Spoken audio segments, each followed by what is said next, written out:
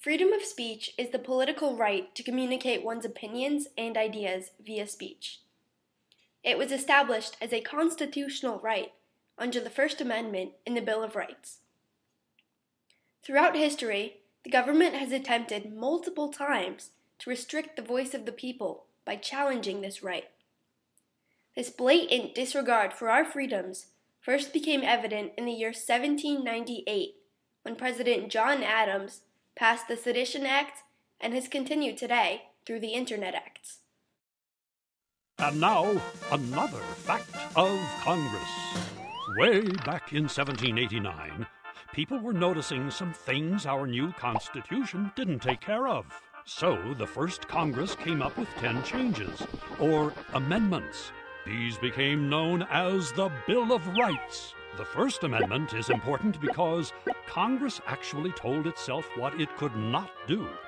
If written using today's language, the First Amendment would say, you can't pass laws that keep people from practicing their religion. You can't pass laws that keep people from speaking their minds or publishing their ideas. And you can't pass laws that stop folks from getting together peacefully to express their views to their government.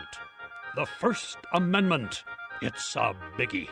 And that's another fact of Congress.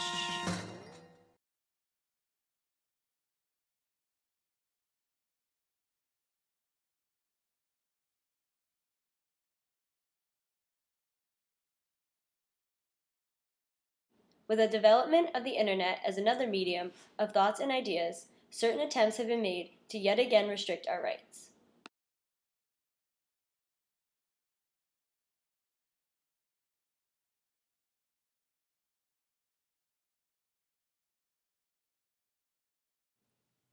The Stop Online Piracy Act and Protect IP Acts, or SOPA and PIPA, are proposed bills that attempt to expand the ability of U.S. law enforcement to fight online trafficking in copyrighted intellectual property and counterfeit goods.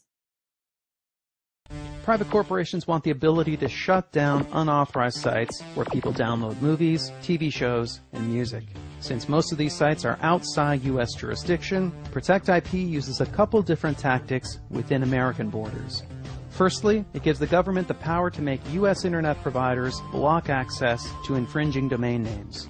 They can also sue U.S.-based search engines, directories, or even blogs and forums to have links to these sites removed. Secondly, Protect IP gives corporations and the government the ability to cut off funds to infringing websites by having U.S.-based advertisers and payment services cancel those accounts. Although decisions on passing the legislature have been postponed, many believe the censorship of the Internet threatens free speech and innovation and violates the First Amendment. SOPA is the Stop Online Piracy Act. They are trying to censor our internet, everybody. They are trying to lock us up in jail for posting copyrighted material. But not only lock us up, the website that we use to post the copyrighted material will get taken off the freaking internet. They will block your websites that you love going to, your Twitter, your Facebook.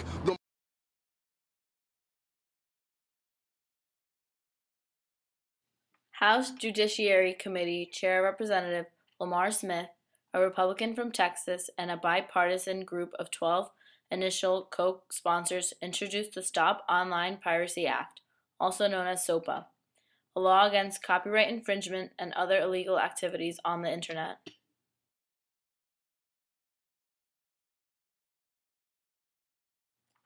Websites and their users, especially those who frequent social networking sites, were the primary groups affected. Public opposition was widespread, and protesters raged across the Internet. On January 18, 2012, Wikipedia, Google, and an estimated 7,000 other smaller websites coordinated a service blackout to raise awareness. Other protests against SOPA and PIPA included petition drives, with Google stating it collected over 7 million signatures, boycotts of companies that supported the legislation, and a rally held in New York City.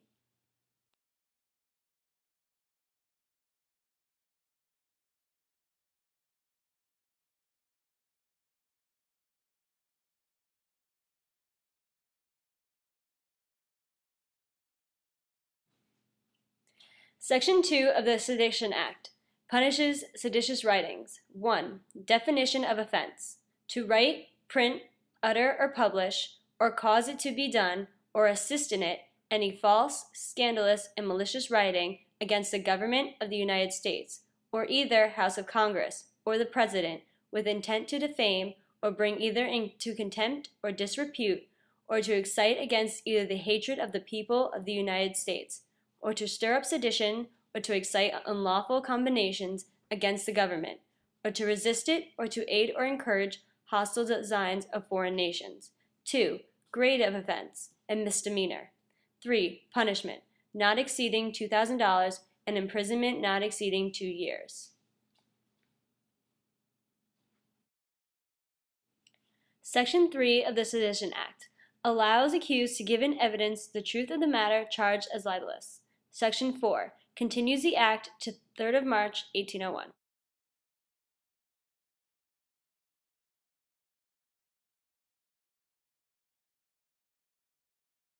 These and successive acts of the same character, unless arrested on the threshold, may tend to drive these states into revolution and blood, and will furnish new pretexts for those who wish it to be believed that man cannot be governed but by a rod of iron.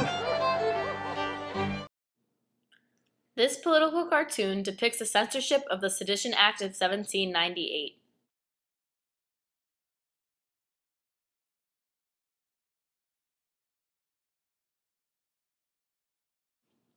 The second President of the United States, John Adams, was a key contributor to the Sedition Act. He enacted the legislation as a result of dissent against the government, partially due to the Alien Acts and partially due to the threats of secession by the Democratic Republicans inspired by the French Revolution. This legislation made it unlawful to protest government positions on foreign policy.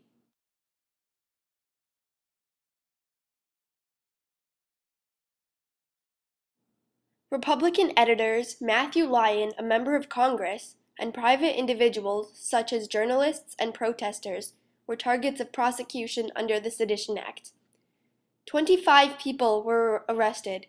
Of them, 11 were tried, 1 died awaiting trial, and 10 were convicted of sedition, often in trials before Federalist judges.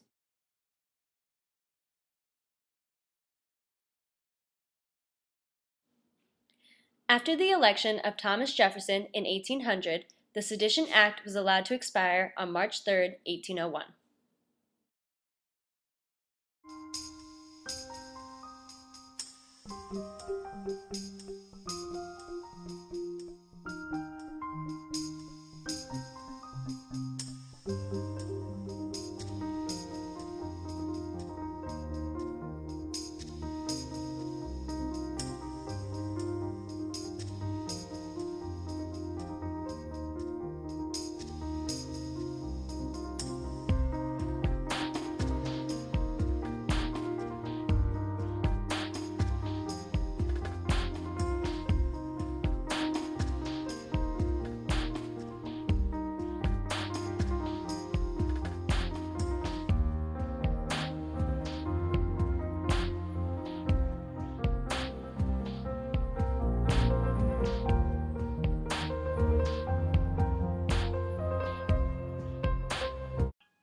Although the Sedition Act was allowed to expire a long time ago, the battle for free speech has continued on to the present time and remains a big issue of our contemporary world.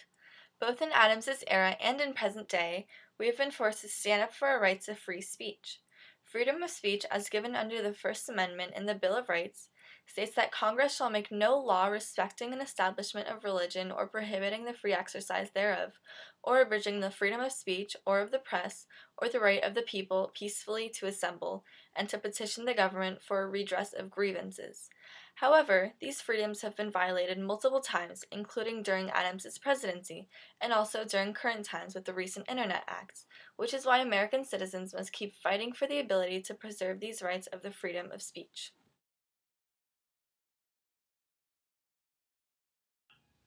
As you can see, freedom of speech has been challenged by the American government through the earliest of our country's history to the present.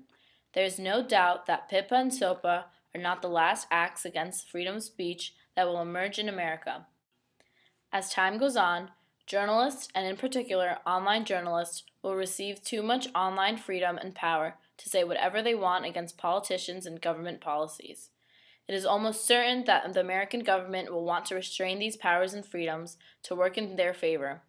There will be instances in the near future that will test the American government and encourage them to limit the power that the internet and other means of communication give to everyday people.